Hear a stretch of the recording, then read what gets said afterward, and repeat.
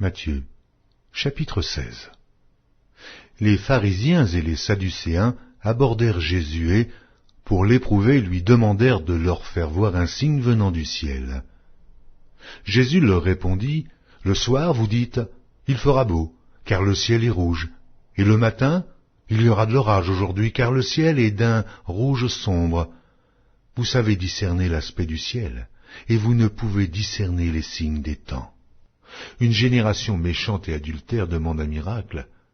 Il ne lui sera donné d'autre miracle que celui de Jonas. » Puis il les quitta et s'en alla.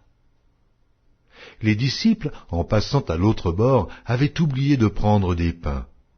Jésus leur dit, « Gardez-vous avec soin du levain des pharisiens et des sadducéens. » Les disciples raisonnaient en eux-mêmes et disaient, « C'est parce que nous n'avons pas pris de pain. » Jésus, l'ayant connu, dit, « Pourquoi raisonnez-vous en vous-même, gens de peu de foi, sur ce que vous n'avez pas pris de pain?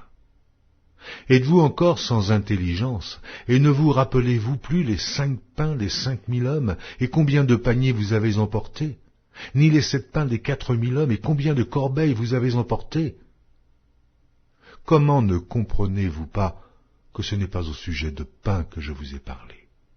Gardez-vous du levain des pharisiens et des sadducéens. » Alors ils comprirent que ce n'était pas du levain du pain qu'il avait dit de se garder, mais de l'enseignement des pharisiens et des sadducéens.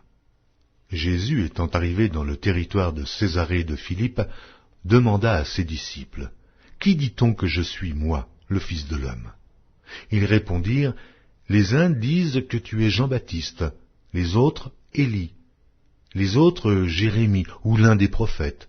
Et vous, leur dit-il, qui dites-vous que je suis » Simon-Pierre répondit, « Tu es le Christ, le Fils du Dieu vivant. » Jésus, reprenant la parole, lui dit, « Tu es heureux, Simon, fils de Jonas, car ce ne sont pas la chair et le sang qui t'ont révélé cela, mais c'est mon Père qui est dans les cieux.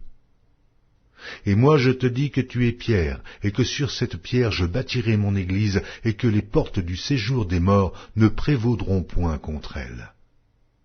Je te donnerai les clés du royaume des cieux.